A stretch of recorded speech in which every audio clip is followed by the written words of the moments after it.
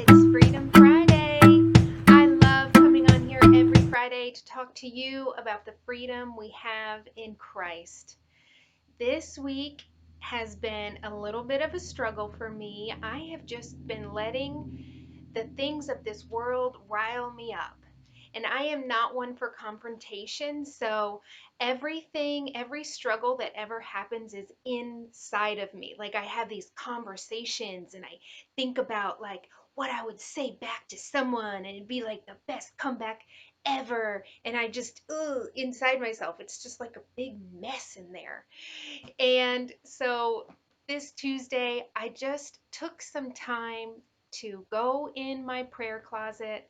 I just got on my knees and put my head down. And I just imagined that I was at Jesus's feet, just there in front of him. And for some reason, I asked, Jesus, can I wash your feet? And as that came out, and as I continued to pray and think on the word, I knew I had to read again about when Jesus washed the disciples' feet. John 13, where the Bible talks about Jesus washing the disciples' feet. In the beginning, it says, Jesus now showed the disciples the full extent of his love. And as I read the entire chapter, that one line in the beginning was such a great, um, you know, wrap up of this whole chapter. Washing the disciples' feet, cleansing them, humbling himself, and showing them unconditional love. That was the full extent of his love. So after he washes the disciples' feet, we know that Judas had already betrayed him, right? And Jesus still washed Judas's feet.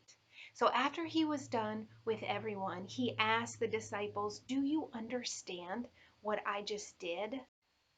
Can I just say how much I love when you're reading something in the Bible and then Jesus is like, "Do you understand?" And you're thinking to yourself, "No, I don't understand." And then he's like, "Oh, I'm going to tell you exactly what I'm saying." That is seriously helpful because I usually have no idea what he's talking about.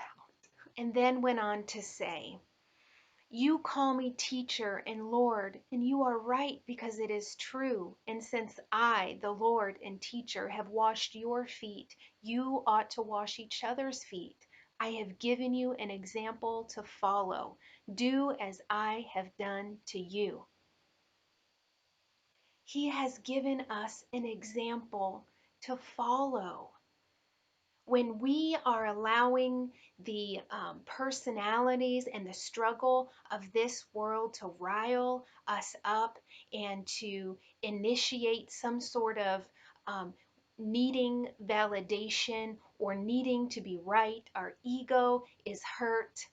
We are not in that moment following the example of Jesus, which was to humble himself and to show the full extent of his love. That's what he did for all of us, to all of us, and what an example to follow it is. Is there anyone in your life, someone that you know, someone that you don't know, that has hurt you, betrayed you, made you frustrated? Would you wash their feet? Would you wash Joe Biden's feet? Would you wash Donald Trump's feet? Would you wash somebody who lied about you's feet? If we are calling ourselves Christians and followers of Jesus, we need to humble ourselves, show the full extent of love that we can. We need to be willing to wash their feet, like take off their shoes, rip off their soggy, sweaty socks. I'm imagining my teenage son at the moment. And we need to wash their feet. That's not easy. But if we can stay in that posture, that humility, that love, that is where the freedom is.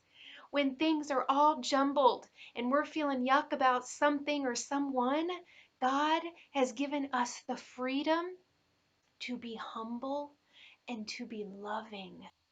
I hope this encourages you on this Friday. Remember, love God your most so you can love others your best.